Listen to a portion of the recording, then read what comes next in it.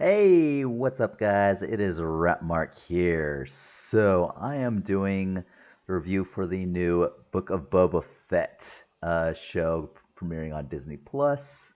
It is a little bit late, but it is what it is. I haven't seen the third episode yet. I've watched the first two. I'm going to be reviewing them together because the first episode's a little short.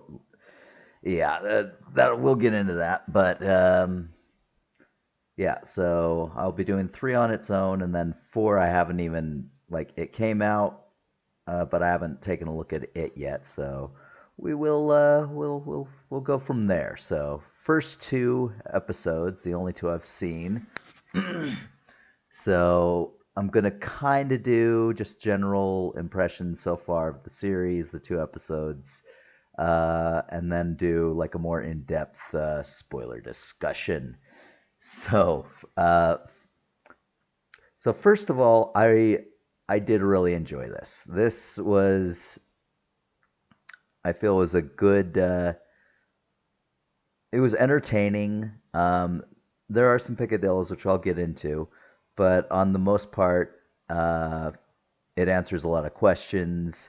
Um, and I like how Tamura Morrison is portraying Boba Fett himself. Um, the one big issue, and I've mentioned this on Mandal. I think I did. I don't know. I'd have to go back and check. It's been a while. But yeah, like I don't know if I actually did a review, but I know it was a complaint I had with the Mandalorian. So let's just say that for sure. Um, it's like why are we getting these 30 something odd minute episodes? The first one was like 36 minutes, 34 minutes, something like that. And then the second one was longer. It was about 50 minutes, 40 something minutes. So that I could deal with, but I'm just like, come on, Disney. Like you can afford to give me an hour. Everyone is eating up these shows you're producing. Like the attention is there. Give us hour long episodes because and again, like this show is only 7 episodes. Like same with Mandalorian seasons. They're just like you're trying to tell this epic story, and it's. I mean, somehow they pulled it off with the Mandalorian. In some ways, I think they fell short. Like certain episodes were fell short, but the show itself, I feel pulled it off. But this one, like, I don't know. Like after the first one, after the first episode, I was kind of worried. Um, but yeah,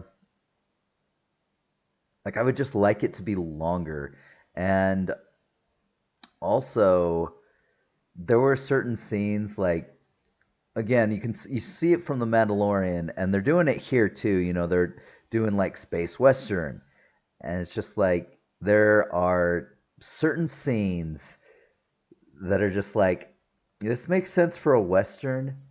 This makes no no sense for Star Wars. You're having like people out in the open.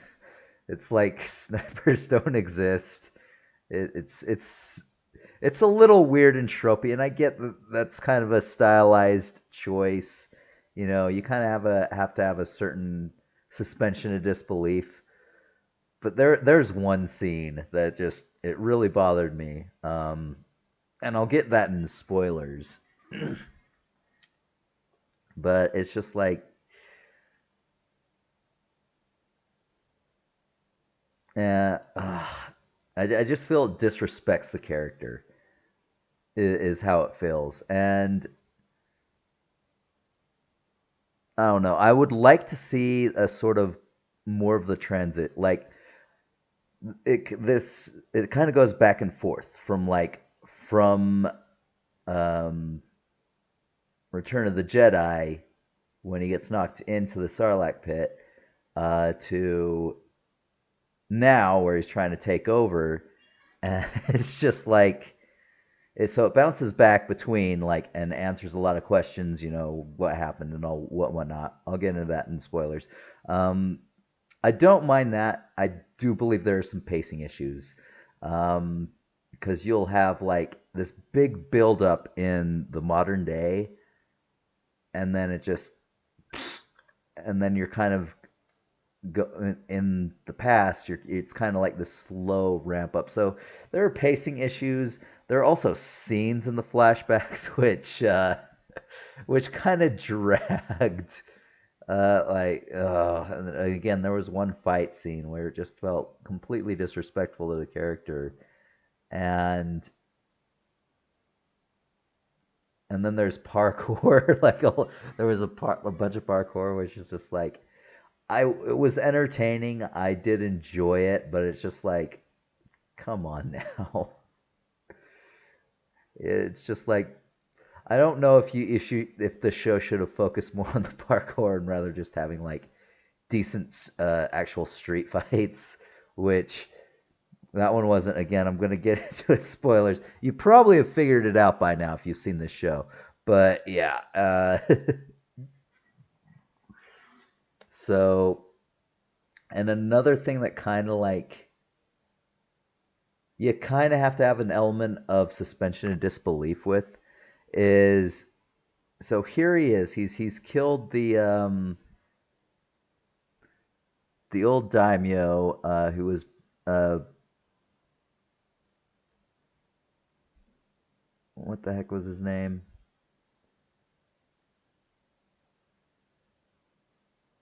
Uh,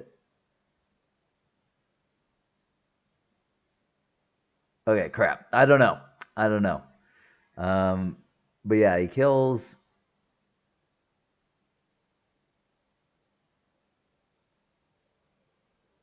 Jabba's right hand man. I forget his name. Um, and then tries to take over. And it's just like he has one side one sidekick, and then later he gets two Gamorrean guards, and then he has a robot, a sort of like greeting robot, not a full protocol droid. He needs one because, oh my gosh, when some of those aliens were talking, like he couldn't understand a word they were saying. So he needs some people like, and maybe there's more droids in the thing. I don't know, but it's just like it's four dudes trying to keep control of this whole this empire, as he calls it, family as they call it. So it's literally like the mafia, families and stuff like that. So, and that's essentially what it is. So I mean, I don't mind the change of like the whole space western thing, having things be a little bit more like bleak, because again, you're looking at sort of the drudges of like galactic space, and places where law and order doesn't really exist except for organized crime. So I get it, but again, it's just really hard to believe that he's trying to pull this off with one sidekick who's a great fighter, great sniper, and then two Pelmorians. It's it's just a little weird, and also I would have liked to have seen more of a transition from where it, because anyone who knows Star Wars knows that bounty hunters, they're pretty ruthless. You've heard the stories of Boba Fett, and there was a point in time where he was just a complete and total badass. And I mean, maybe that's the whole thing with him trying to take over, is he's trying to ride on his reputation, whatever. But anyway, yeah, like the the not Jenga, Boba Fett. He's very like he wants to rule very differently. No torturing. Walks on his own 2 feet. Like the walk on 2 feet, I kind of get, but it's just like no revenge, and yet you're trying to take over essentially what is the mafia of Tatooine. with four dudes and a droid. It's well, him and three other people and a droid. It's just like, come on. So I don't know. Like we'll see how the show shapes up, but yeah. And then again, the whole thing with dealing with his past, I liked it. I did enjoy it, but there were some scenes that just seemed a little dry. I wish they had tightened it up a bit, but I did enjoy them on the whole, and it was very enjoyable. But yeah, it was just really weird for like a Western slash like Star Wars thing. So those are my general opinions of the show so far. So I will be back in a little bit with spoilers. So I will see you then.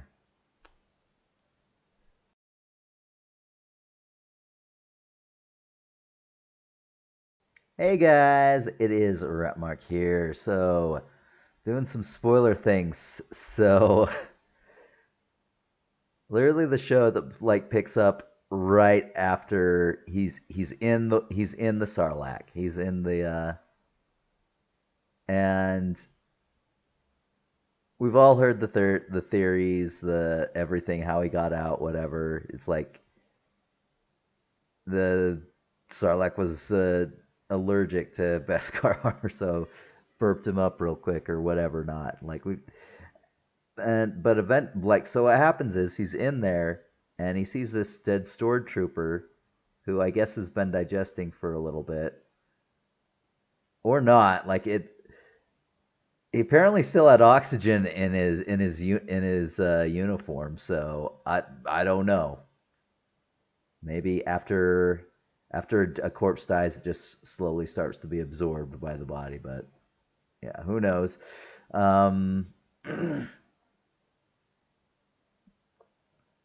he rips like an oxygen tube out of the helmet, puts it in his own, which I thought was cool. Like, and then he proceeds to punch through the stomach of the Sarlacc, uses his flamethrower to sort of burn right through, and then he goes through the Sarlacc and then climbs out the side of the Sarlacc pit, and and that's where you find out what happened, how he got out, and then afterwards he sort of he collapses, and Jawas actually, because that's what they do. They just rip his armor right off of him. They just take it right off, and then he wakes up like after they've gotten most of it all, grabs one, they just like bam, just a light little pop knocks him out, and yeah, so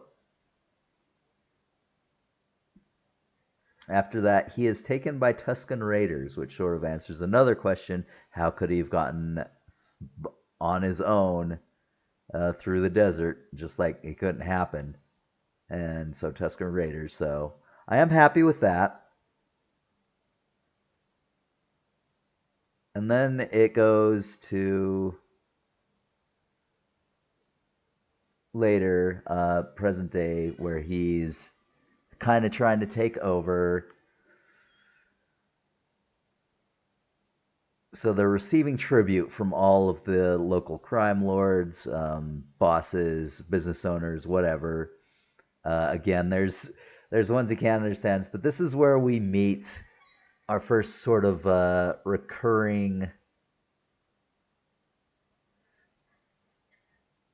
co-star, a Twi'lek Majordomo to the mayor of Mos Espa, Mok Shayek, and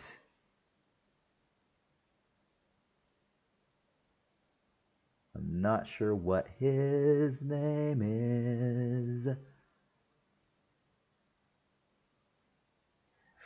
But anyway, like he was perfect. I wanted to punch him immediately. This guy was this guy was smarmy. This guy was he was he's someone you really hate. You really would love to hate. So no problem with that. Um, and so after tribute, they bring him two Gamorreans who serve Jabba and then his right hand man as well. Um, and he essentially spares them, saying, "If I let you go, will you serve me?" And they agree. And it's sort of like, are they trustworthy? Are they not? Because again, this is something that's not usually shown. Mercy is not something that's usually shown by people here, you know.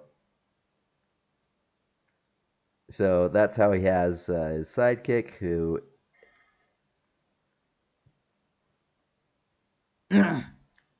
sorry, as Fennec Shand, and now he has two Gamorrean bodyguards plus a droid, which I'm not even sure what kind of droid that is. If anyone knows, feel free to put it in the comments. Um, but yeah, so he's now going from place to place, essentially ensuring that he's running things now. And he goes to a place called the Sanctuary, which is a cantina, which runs. He goes on his feet. They're usually, oh my gosh, I am forgetting names left and right. Sorry.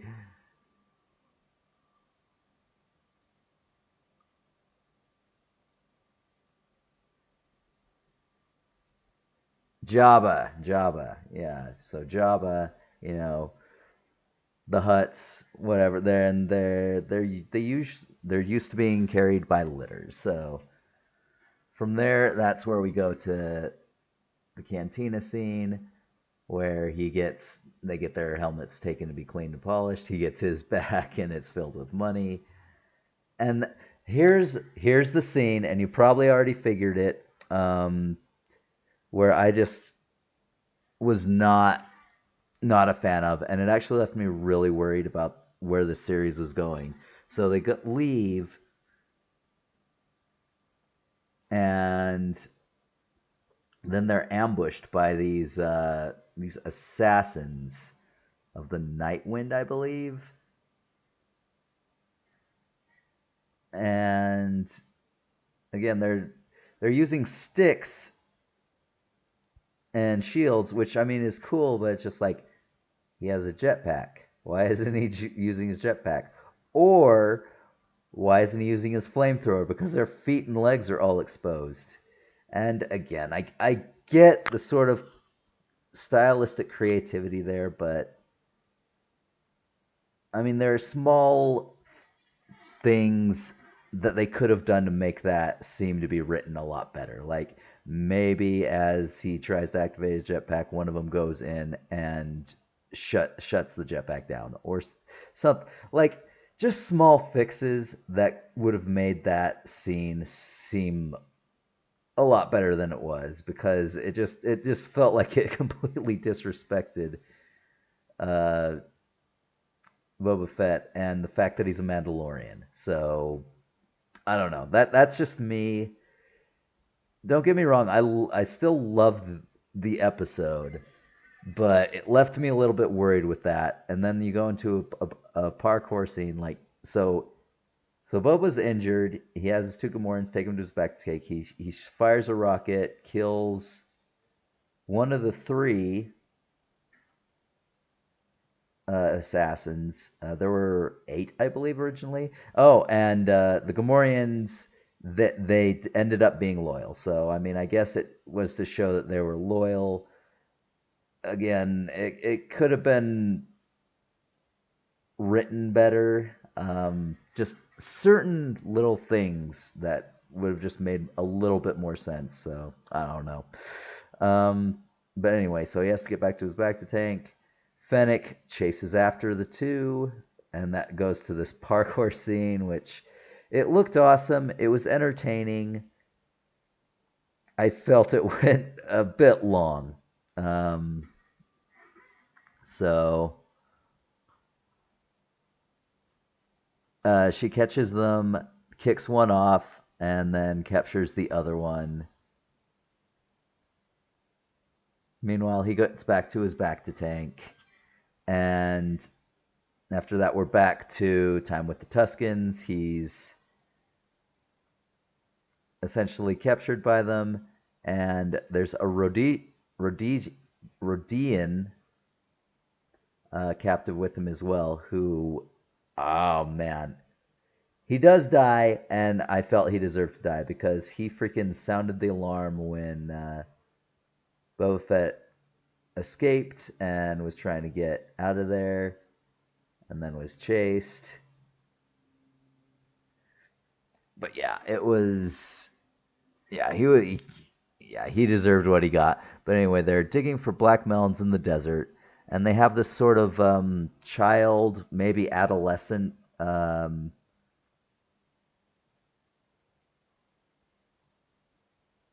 yeah, maybe Tuscan watching over them as they are digging up black melons. So black melon is something that is in the desert. I don't know how common it is. Um, I imagine there's only certain places where they're at. Uh, but yeah, it's essentially these black pods that you put your thumb through the top, and then there's water. So there's that, and what happens is the Rhodesian he digs up essentially a sand creature, some sort of sand creature. I don't know what it's called. I have no clue. So so he gets attacked. The Rhodesian gets killed. The adolescent stabs in the foot. He gets knocked back. The dog. I'm just gonna call them dogs because after the Mandalorian, that's essentially what they are. They are Tuscan dogs. You know, they're reptilian creatures, obviously, but they are Tuscan dogs. So, so the dog, he gets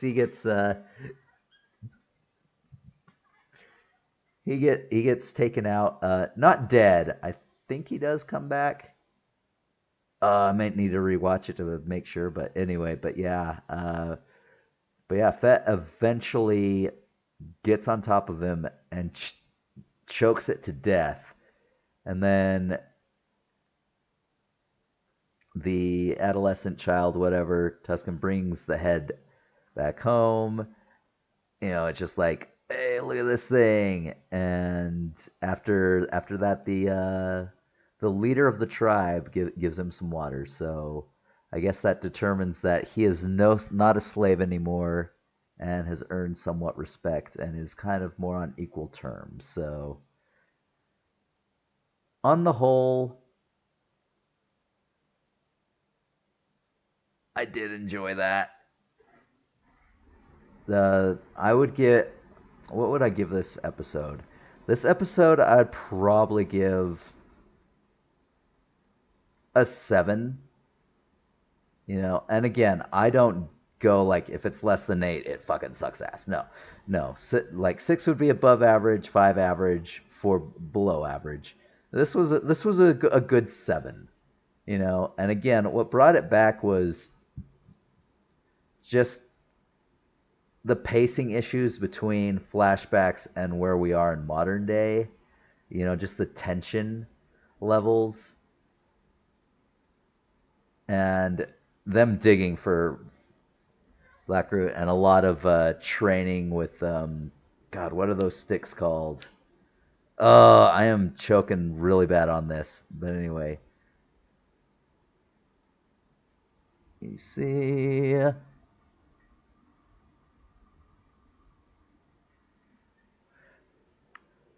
Anyway, but the stick that he has,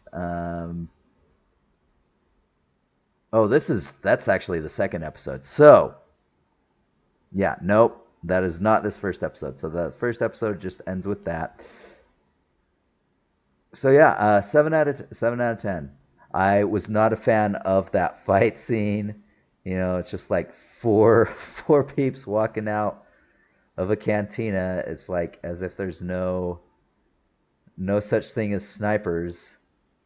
I mean, what is he's a bounty hunter with four dudes. I mean, in real life, again, he would have been shot. That would have been the end of it. But it's just like that's not entertaining, and that definitely wouldn't make a series. So, I mean, I get to an extent why they did what they did, but again, that whole fight scene just it sat bad by me because it doesn't explain, why didn't he jetpack away or use his flamethrowers on his wrist? I don't know. So I enjoyed it. I really had fun with it. I love the characters. I love the story. Just certain things like that, pacing and just that one fight scene. Just I was not a fan of, and it left me a little worried. So 7 out of 10 on that episode. So now we're gonna go into the second episode. So the Tribes of Tatooine. So we're going to the assassin, the captured assassin of the Night Wind, and he's just like, "Who sent you?" And it's just like, "Oh, he's this assassin. He doesn't care about his own life or what you do to him." And Fennec's just like, "I've heard of their reputation. All you're just buying is the name. They're overpriced." So anyway, after all this, and he's still not saying anything, they're just like, "Oh, let's see if he fears the Rancor," and puts him in the Rancor kit. He has no idea that the Rancor is already dead. He has no Rancor. And it's just like he gives up that the mayor the mayor sent him, and then he got out, and then they got him out of there, and they went to go visit the mayor. And the mayor immediately kills him because apparently those assassins are not supposed to be operating in not non-hut space. So, and then treats him like Boba Fett, like a bounty hunter. So it's just like, here's the bounty for it, and denies that he actually sent them. So, but gives him some advice that he should visit Sanctuary again. And from there, that he finds out about two cousins of Jabba called the Twins. They claim Jabba's throne for themselves. So they leave Malhutta, which is the Hut homeworld, to take up Jabba's throne.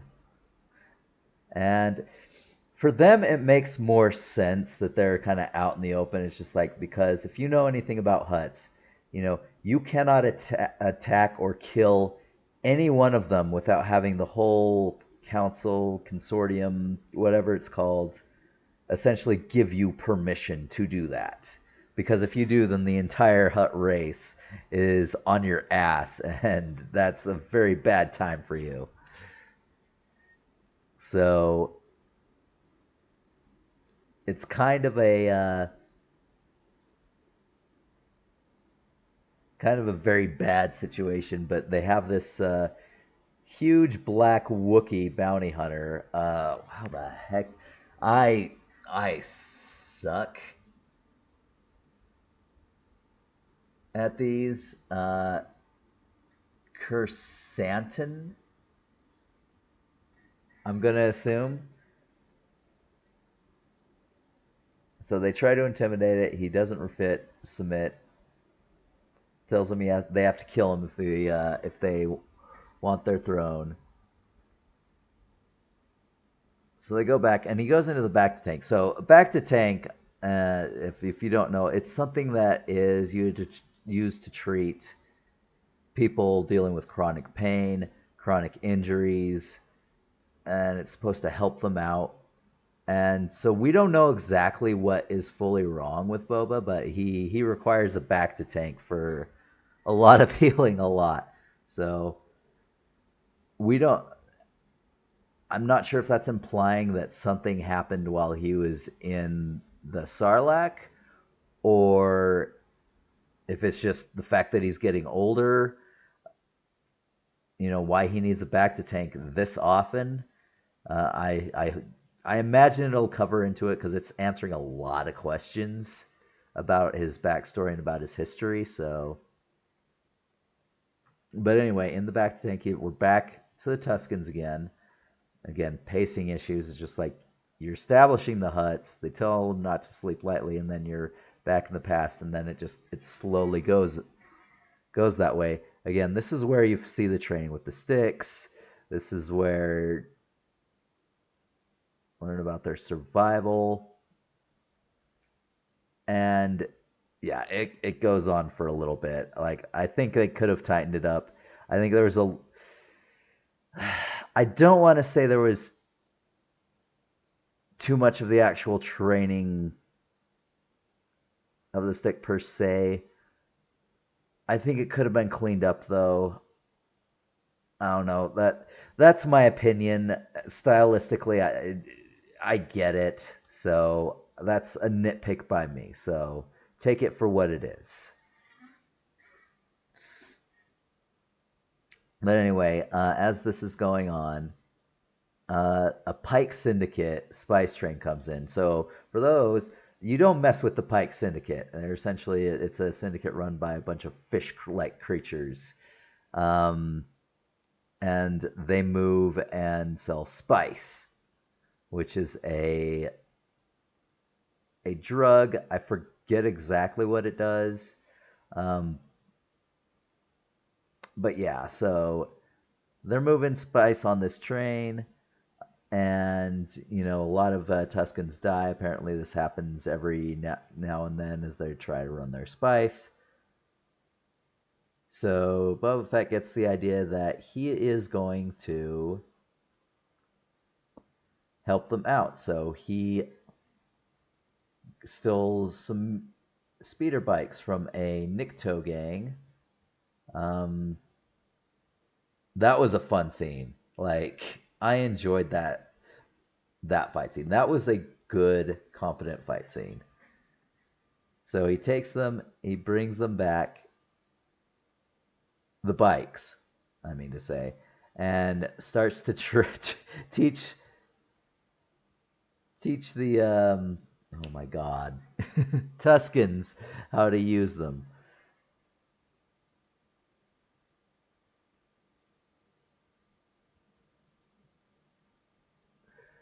Oh my gosh, and that led to a tremendous fighting scene.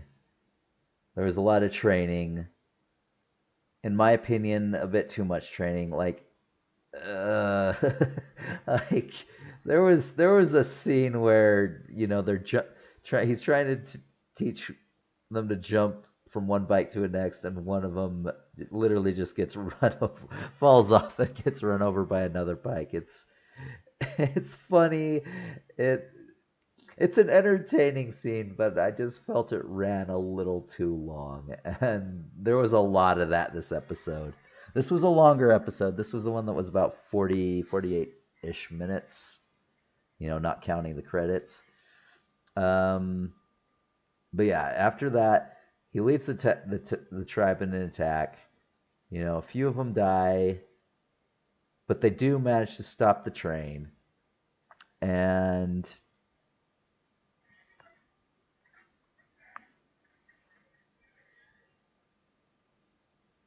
as they're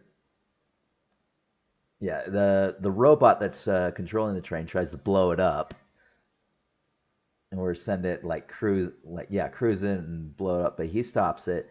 And as they have taken out all the syndicate members,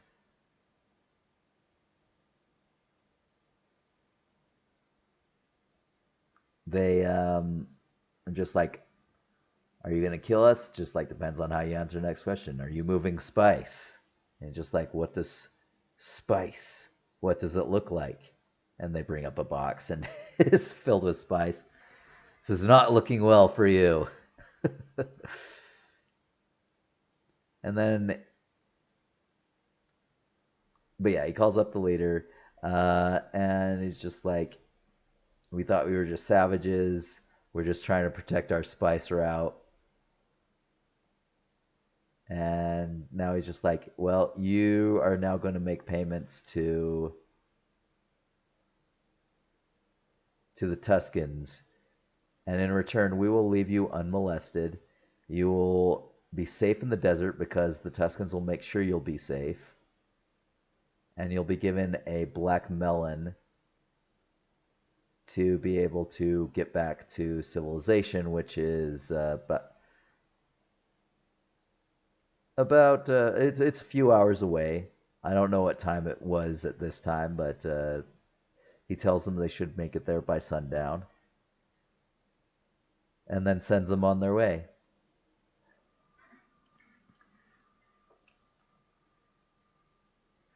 And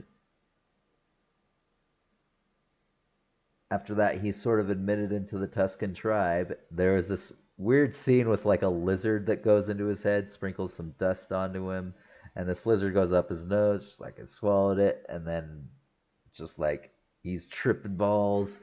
he uh, he goes to this tree in the middle of the desert, grabs a branch, and yeah, gaffy stick.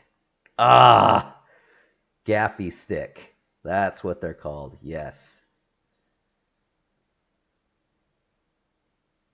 So then after that, there was a ceremony where it's just him and the master warrior fighting. I'm not sure if that one was a female, because you can tell that there are females in the tribe, but I'm not sure whether or not the black clad warrior was a female or not. I felt it could have been, but I don't know. It's hard to tell. But yeah, they accepted him into the tribe, and that's where it ends. Like it starts with him and the black clad warrior, and then another one gets up, then another, and then pretty much they're all singing or dancing at least. And yeah, that's where it ends up. So again, where would I put this episode? So again, pacing issues, but I did like how things were ramped up, especially in modern times. I hope that they don't rely on the whole back and forth thing the whole time, because if that's what this show is going to be like for every single episode, like that could get really old really quick, especially if they don't fix these pacing issues, like where you're going to a great build up and then you just drop, and then another grand build up. It's just weird. But I didn't have any problems with really anything else. I mean, again, I kind of had an exception when the twins showed up, and it's just like, huh, you're just gonna walk out there, then snipers aren't a thing. But I mean, for them, again, it makes sense because again, the whole thing, you can't really attack or kill a hut without permission, so it makes more sense with them. But yeah, and I did love the Tuscan scenes, though I do believe they needed to tighten up because there were some scenes like that, the bike jumping scene where it ran for a bit. I'm not gonna say it wasn't entertaining and that I didn't enjoy it, but it's just like why? Because I want to get into the meat of like modern times, and I feel like we're going into his past, which I kind of get. It's just the tension issues kind of hurt. And don't get me wrong, I loved this episode as well. I'm actually giving this episode an 8 because I really enjoyed the fights. Again, I'm enjoying the characters. I'm enjoying seeing where things go. I'm hoping that for that if they continue with the flashbacks, it only goes one or two more episodes. Because if not, that could lead to some issues later on. But we'll see how that goes. But yeah, I'm thoroughly enjoying this, and I am far less worried about it than when I was for the first episode. So anyway, those are my thoughts on the new Boba Fett, the Book of Boba Fett. I hope you guys enjoyed, and I will catch you guys next time. See ya.